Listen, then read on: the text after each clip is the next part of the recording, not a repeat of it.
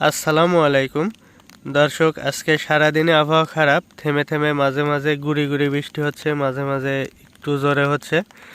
তো এখন এই যে গুড়ি গুড়ি বৃষ্টি হচ্ছে। তো এটা আমাদের 110% জলকরের একটি পুকুর। আমরা বেশ কয়েক বছর ধরে এই পুকুরে বাংলা মাছের সাথে মিশ্রভাবে পাবদা মাছ চাষ করতেছি। তো প্রতি বছরের ন্যায় এবারও আমরা এই পুকুরে বাংলা মাছের সাথে মিশ্রভাবে পাবদা মাছ চাষে দিয়েছিলাম।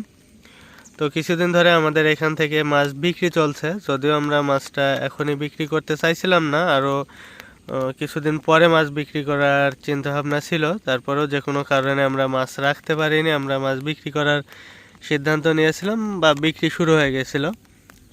তো মাছ বিক্রি মোটামুটি শেষের দিকে অনেকে আমার কাছ থেকে হিসাব চাচ্ছিলেন যে ভাই কেমন কি বিক্রি করলেন, আসলে লাভ হলো না লস হলো, এমন হিসাব চাচ্ছিলেন।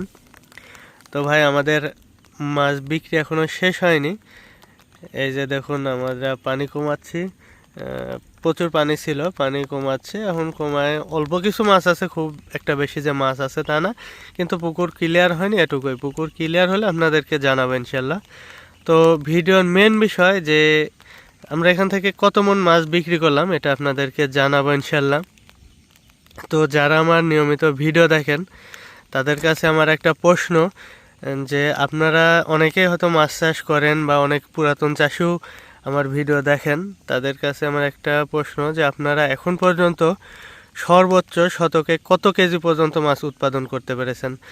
সেটা হোক 500 শতক, হোক 2000 শতক, হোক 200 শতক, হোক 100 শতক, মানে যত বড়ই পুকুর হোক না কেন, একটা সর্বোচ্চ আপনি একটা বড় পুকুর হোক বা ছোট পুকুর হোক, একটা পুকুর থেকে সর্বোচ্চ কত কেজি পর্যন্ত 1 শতকে হিসাব করে 1 শতকে কত কেজি পর্যন্ত মাছ উৎপাদন করতে পেরেছেন। যারা আমার নিয়মিত ভিডিও দেখেন, যারা আসলে এভাবে সবসময় হিসাব করা থাকে না, যদিও বা কারো হিসাব করা থাকে তাহলে অবশ্যই কমেন্টে লিখে যাবেন যে সর্বোচ্চ কত কেজি পর্যন্ত উৎপাদন করতে পেরেছেন আপনারা 1 শতকে।